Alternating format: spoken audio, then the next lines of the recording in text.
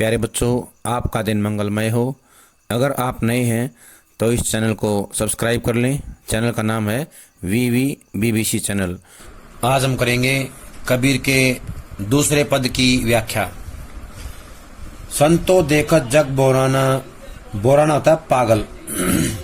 सांच कहो तो मारन धावे, सांच माने सत्य, कहो माने कहना, मारन माने मारने के लिए, धावे माने दौड़ना, झूठे माने झूठ, जग माने संसार, पतियाना माने विश्वास करना, नेमी माने नियम को मानने वाले, नियमों का पालन करने वाले, देखा माने देखा, धर्मी माने धर्म, देखा माने देखा, प्रातः माने सुबह, करे माने करना, स्नान माने स्नान, आत्म मारी माने अपनी आत्मा को मार देना, आत्म मारी माने आत्मा को मार देने वाले या स्वयं की आत्मा को मार देने वाले, पखानी पत्थर, पूजे माने पूजना, उनमें माने उनमें, कछु न कुछ नहीं, ज्ञान माने ज्ञान, बहुतक माने बहुत से, बहुतक क्या होता है बहुत से, देखा माने देखे, पीर माने पीर, मुस्लिम धर्म के जो संत हैं उनको बोलते हैं पीर, औलिया माने मुस्लिम धर्म को मानने वाले संत, पीर औलिया, मुस्लिम धर्म के जो धर्मगुरु होते हैं या संत होते हैं उसको बोलते हैं पीर औलिया।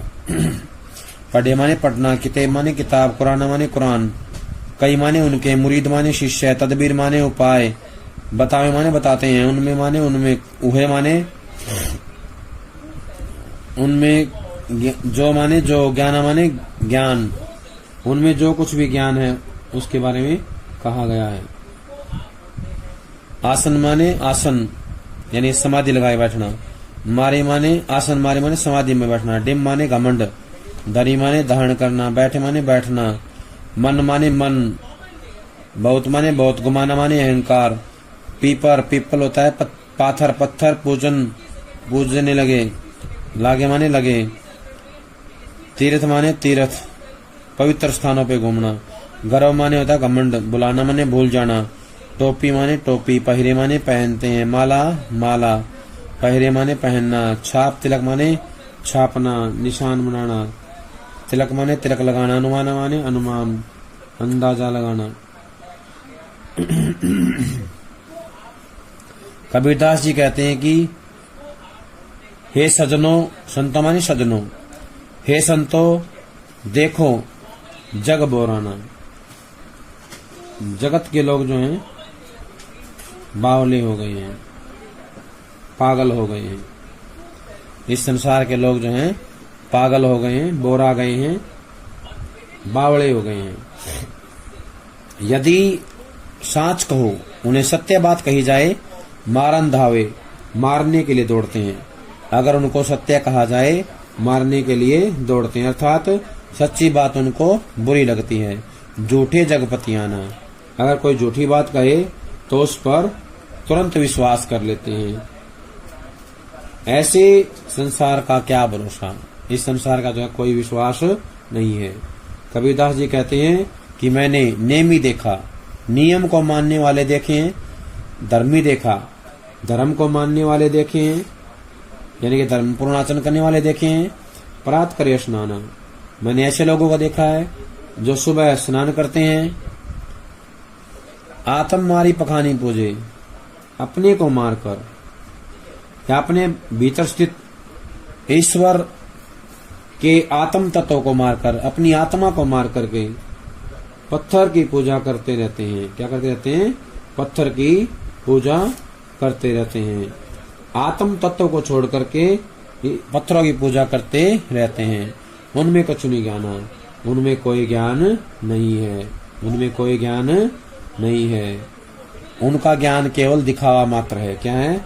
उनका ज्ञान केवल दिखावा है।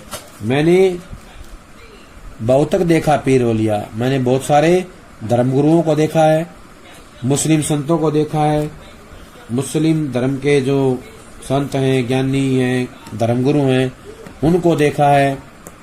पढ़े किताब कुराना, बहुत सी किताबें पढ़ते हैं और कुरान पढ़े हुए हैं, उनमें जो है कोई ज्ञान नहीं है। वे लोगों को विभिन्न उपायों द्वारा अपना अनुयायी बनाते हैं। कई मुरीद तदबीर बतावें, उनके जो शिष्य हैं, उनके जो चेले होते हैं, वो उन्हें क्या करते हैं?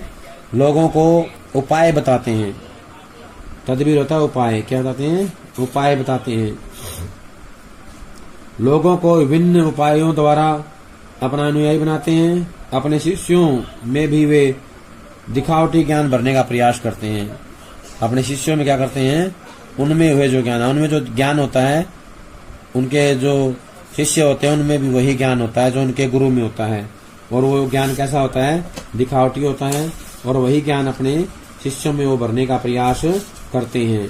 वे क्या करते हैं? आसन मारी डिम दरी बैठे। वे जो आसन लगा लेते हैं और घमंड के साथ बैठ जाते हैं। आसन लगा के घमंड के साथ बैठ जाते हैं, यानी कि समाधि की मुद्रा में बैठ जाते हैं आसन लगा करके। और ये क्या है? ये केवल दिखावा है, आडंबर है। और वो कैसा आडंबर करते हैं? ध्यान लगाने का, ईश्वर की साधना करने का आडंबर करते हैं। वास्तव में तो उनके मन में अहंकार भरा हुआ है, मन में बहुत गुमाना। उनके मन में क्या है? वास्तविकता ये होती है कि उनके मन में क्या है? केवल और केवल घमंड भरा होता है, अहंकार भरा होता है। पीपर पाथर पूजन लागे। वे जो है पीपल की, पत्थरों की पूजा करने लगे हैं। तीर्थ करो बुलाना। और वो जो है तीर्थों के दिखावे में पढ़कर आत्म तत्व को भूल बैठे हैं। अपनी जो असली सच्चाई है, अपनी जो वास्तविकता है, उसको जो है उन्होंने बुला दिया है। तीर्थों के दिखावे में पड़ गए हैं और आत्म तत्व को उन्होंने बुला दिया है। टोपी पहरे माला पहने। कबीरदास जी कहते हैं कि जो लोग टोपी पहनकर, माला पहनकर, मस्तक पर तिलक लगाकर या तिलक धारण कर तथा छापदारी वस्त्र पहनकर, छाप ना छपे हुए वस्त्र जिस पर भगवान की मूर्ति छपी होती है या भगवान की तस्वीर बनी होती है या नाम लिखे होते हैं भगवान के, ऐसे छपे हुए जो हैं वस्त्र पहनते हैं, कपड़े पहनते हैं, वे लोग जो हैं ईश्वर को पाने की कोशिश करते हैं, परंतु अपने भीतर या उनके मन में जो है ऐसा कोई ईश्वर के प्रति या ईश्वर के स्वरूप के प्रति कोई वास्तविक दर्शन की भावना नहीं होती है। उन्हें ईश्वर के वास्तविक स्वरूप के कभी दर्शन नहीं होते हैं। कहने का आशय है कि वो कभी भी ईश्वर के करीब नहीं पहुंच पाते हैं, वो इसी दिखावे में उलझ करके रह जाते हैं। कहने का आशय है कि वे कभी भी भगवान को नहीं पा सकते हैं। भगवान मिलते हैं सरलता से। भगवान का जो साक्षात्कार होता है वो केवल और केवल जो है भगवान के भजन से, श्रवण से होता है, ना कि दिखावे से होता है। कबीरदास ये कहने का प्रयास करते हैं। साखी शब्द ही गावत भूले, आत्म खबरी न जाना। हिंदू कहे मोहि राम प्यारा, तुरक कहे रहीमाना। आपस में दो लरी लरी मुए, मरम न काहू जाना। घर घर मंत्र देत फिरत हैं, महिमा के अभिमाना। गुरु के सहित सिक्खे सब बूढ़े, अंत काल पछताना। कहे कबीर सुनो हो संतो, ई सब बरम बुलाना। कहती कहो कहा नहीं माने, सहज ही सहज समाना। साखी शब्द, साखी मतलब होता है साक्षी। क्या होता है साखी? साक्षी शब्द ही होता है गुरु द्वारा शिष्य को दीक्षा के अवसर पर दिया गया मंत्र। शब्द होता है गुरु द्वारा दीक्षा के समय दिया गया मंत्र। गावत माने गाना, बोले माने भूल गए हैं। आत्म खबरी होता है अपनी आत्मा का ज्ञान। उन्हें जो आत्मा कोई ज्ञान नहीं है, आत्म ज्ञान। महिमा होता है महात्म में। क्या होता है? महिमा होता है महात्म में। क्या होता है? महात्म में। शिक्षा होता है शिष्य। बूढ़े माने डूब गए। महिमा होता है महात्म में। इसके बाद हम करेंगे व्याख्या इसकी। साकी शब्द गावत बोले। कबीरदास जी कहते हैं कि जो संसार के लोग हैं वो साक्षी जो शब्द हैं या जो साक्षात्कार वाली बातें हैं वे जो हैं भूलते जा रहे हैं। वे साक्षी शब्द गा गा कर ईश्वर को पाने के बुलावे करते हैं। साक्षी शब्द गा गा कर ईश्वर को पाने के बुलावे में खोए रहते हैं या बुलावे में भटकते रहते हैं, परंतु अपने भीतर स्थित आत्म तत्व रूपी ईश्वर तत्व की उन्हें कोई खबर नहीं है। उनके अंदर जो ईश्वर विद्यमान है, अपने अंदर जो ईश्वर विद्यमान है, उसकी उन्हें कोई खबर नहीं है। उनके बारे में कोई कुछ नहीं जानता है। हिंदू कहे मोहि राम प्यारा, हिंदू कहते हैं कि मुझे राम प्यारा है। तुर्क कहे रहीमाना, और मुस्लिम कहते हैं कि मुझे जो है रहीम प्यारा है। क्या है? रहीम प्यारा है, रहीम हमारा है। आपस में दो लड़ी लड़ी हुए, आपस में क्या है? दोनों लड़ लड़ के मर जाते हैं। मरम न का हो जाना, और किसी ने भी वास्तविक सच्चाई को नहीं जाना है। जो रहस्य है, असली जो बात है, उसके बारे में कोई नहीं जानता है। कहने का आशय है कि सभी जो है ईश्वर की जो सत्ता है, ईश्वर की जो वास्तविक सच्चाई है, उससे जो है परे हैं। क्या है? उससे परे हैं। सभी अपने अपने धर्म को जो है अच्छा बताने की कोशिश में लगे हुए हैं और उसके लिए लड़ाई करते रहते हैं, परंतु धर्म के वास्तविक स्वरूप के बारे में किसी को कोई जानकारी नहीं है। घर घर मंत्र देत फिरत है महिमा के अभिमाना। कबीरदास जी कहते हैं कि कुछ ऐसे लोग हैं जो घर जा करके लोगों घरों में मंत्र देते रहते हैं महिमा के अभिमाना। वे लोग जो है अपने गुरु की महिमा के अभिमान में या गुरु के महात्म्य के अभिमान में जो है ऐसा करते हैं, लेकिन वास्तव में वे लोग क्या हैं? गुरु के सहित सिक्के सब बूढ़े। उन गुरुओं के साथ साथ उनके जो शिष्य हैं वो भी डूब जाते हैं। क्या हो जाते हैं? उनके जो हैं शिष्य भी डूब जाते हैं। अंत काल पछताना, और अंत में जो है वो पछताते रहते हैं, पश्चाताप करते हैं। कहने का से है कि कबीरदास जी हमें बताना चाहते हैं, वो ये कहते हैं कि जो लोग गुरु बनकर माया के अभिमान से ग्रस्त या माया के अभिमान में पढ़ करके घर घर मंत्रों को देते फिरते हैं, ऐसे गुरु और शिष्य सब माया से ही भ्रमित होकर के डूब जाएंगे और अंत काल में उन्हें पछताना पड़ेगा। पश्चाताप करने के अलावा उनके पास कोई साधन नहीं बचेगा, कोई माध्यम नहीं बचेगा। कहे कबीर सुनो हो संतो ई सब भरम बुलाना। कबीरदास जी कहते हैं कि हे संतो, हे सजनों, ये जो भरम है माया का, इसे जो है सभी को भुला देना है, इसके चक्कर में नहीं पड़ना है। कहती कहो कहा नहीं माने सहजे सहज समाना। लेकिन संसार के लोग क्या हैं? बड़े मूर्ख हैं, नादान हैं। उन्हें चाहे कितना भी समझा लो, लेकिन वो नहीं समझते हैं कि सहजे सहज समाना। ईश्वर तो बड़ी सरलता से और बड़ी सहजता से ही प्राप्त हो जाते हैं। हमें उनको सहजता से प्राप्त करने का प्रयास करना चाहिए, क्योंकि ईश्वर जो है सहजता में वास करते हैं।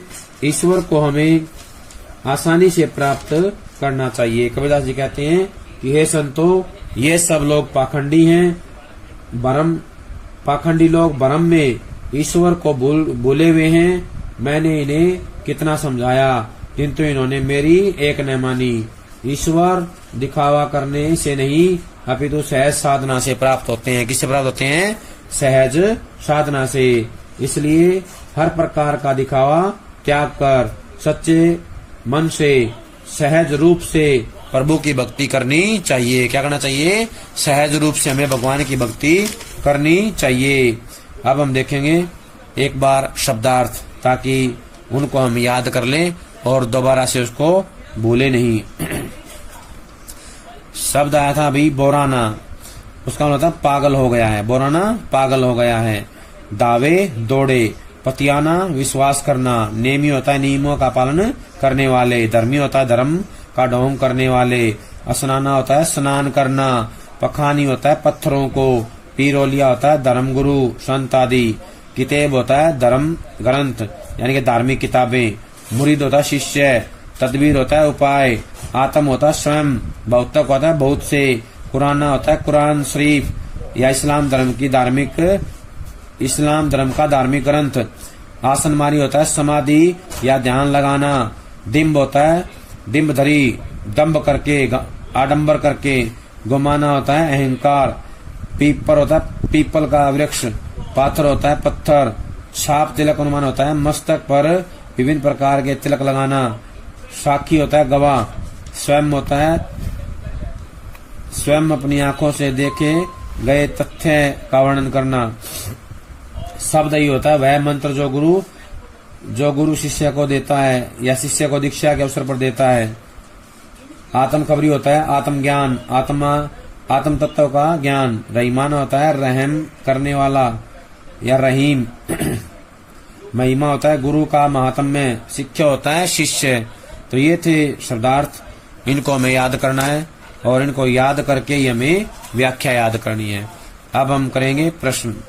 प्रश्न है कविता और कवि का नाम बताइए। ये जो पद है इसके बारे में पूछा गया है, कवि का नाम या कविता का नाम बताइए। तो हमें बताना है कवि का नाम जो है कबीरदास जी हैं और कविता का नाम है पद। कविता का नाम क्या है? पद है। अभी यहीं से प्रश्न आएगा, कवि ने जग को पागल क्यों कहा है? तो हमें बताना है, या कबीरदास ने क्यों कहा है जग को पागल? तो बताना है कबीर ने जग को पागल इसलिए कहा है क्योंकि यह जग सच्चाई पर विश्वास न करके झूठ एवं दिखावे के व्यवहार पर विश्वास करता है। यह ढोंग को सच मान लेता है, इसलिए कबीर ने सच को न मानने पर जग को पागल कहा है। सत्य को नहीं मानते इसलिए पागल कहा है। कबीर के अनुसार किन लोगों को ज्ञान नहीं हो सकता? तो बताना है कबीर के अनुसार उन लोगों को ज्ञान की प्राप्ति नहीं हो सकती जो लोग ईश्वर को अपने मन में न खोजकर बाहर के साधनों में खोजते हुए भटकते रहते हैं। वे पत्थरों की पूजा करते हैं, पोथी पढ़ते हैं और तिलक आदि लगाकर दिखावा करते हैं, इसलिए ऐसे लोगों को ईश्वरीय ज्ञान की प्राप्ति नहीं होती। प्रस्तुत पद में कबीर ने कैसे गुरु पर करारी चोट की है? तो बताना है कबीर ने गुरु का स्थान ईश्वर से भी बढ़कर माना है, किंतु इस पद में उन्होंने ऐसे गुरुओं पर करारी चोट की है जो घर घर में जाकर गुरु मंत्र देते फिरते हैं, यानी घर घर जाकर के गुरु मंत्र देते घूमते रहते हैं, जो केवल शिष्य बनाने में विश्वास रखते हैं और झूठे ज्ञान का प्रचार प्रसार करते हैं। ऐसे गुरु स्वयं तो डूबते ही हैं, अपितु अपने शिष्यों को भी ले डूबते हैं। ऐसे गुरुओं से दूर रहना चाहिए। ऐसे गुरुओं को अंतकाल में पश्चाताप ही करना पड़ता है, पछताना पड़ता है। अगला है पद का काव्य सौंदर्य बताएं, नीत सौंदर्य पद का। तो हमें बताना है इस पद में कबीर ने सरल सहज एवं व्यंग्य प्रधान भाषा प्रयोग किया है। अनुप्रास पुनरुक्ति प्रकाश अलंकारों का सहज प्रयोग है। भाषा में गेयता गुण विद्यमान है। उर्दू फारसी के शब्दों का भी सुंदर एवं सार्थक प्रयोग किया गया है। इसके अलावा भी कुछ प्रश्न हैं। कबीर ने किसे देखने की बात कही है? तो बताना है कबीर ने जगत को देखने की बात कही है। कवि ने संसार को क्या कहकर संबोधित किया है? तो बताना है कवि ने संसार को बावला कहकर के संबोधित किया है। कबीर ने संसार के बारे में क्या कहा है? तो बताना है कबीर के अनुसार संसार को सच्ची बात बुरी लगती है और झूठी बात पर ये विश्वास करता है, अतः ऐसे संसार पर क्या भरोसा, यानी कि ऐसे संसार का कोई भरोसा नहीं है। कबीर ने किस प्रकार के लोगों को जो है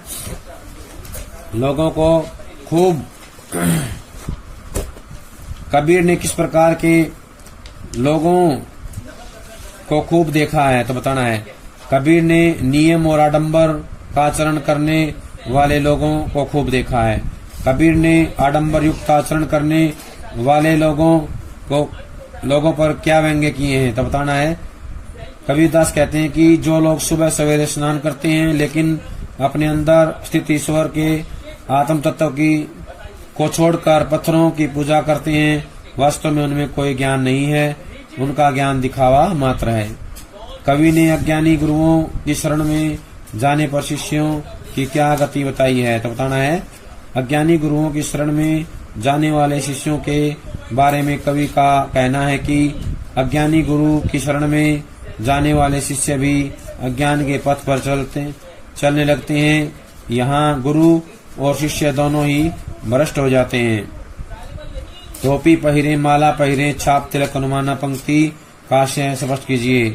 तो पढ़ना है इस पंक्ति का आशय यह है कि वे लोग जो टोपी पहनकर, माला पकड़कर, मस्तक पर तिलक धारण करके और छापदारी वस्त्र पहनकर ईश्वर को पाने की चेष्टा करते हैं, उनके बारे में बताया गया है।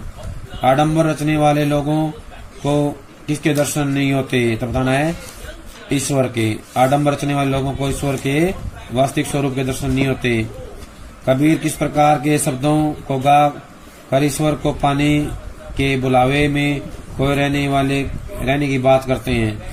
कबीर साखी शब्द गा गा कर ईश्वर को पाने के बुलावे में खोए रहने की बात करते हैं। कवि के अनुसार ईश्वर की प्राप्ति किन लोगों को कभी नहीं हो सकती? कवि के अनुसार आडंबर पूर्ण आचरण करने वाले लोगों को ईश्वर की प्राप्ति कभी नहीं हो सकती। राम और रहमान को कौन लोग मानते हैं? हिंदू धर्म के अनुयायी राम को मानते हैं तथा मुस्लिम धर्म के अनुयायी रहमान को मानते हैं। कवि के अनुसार हिंदू और मुस्लिम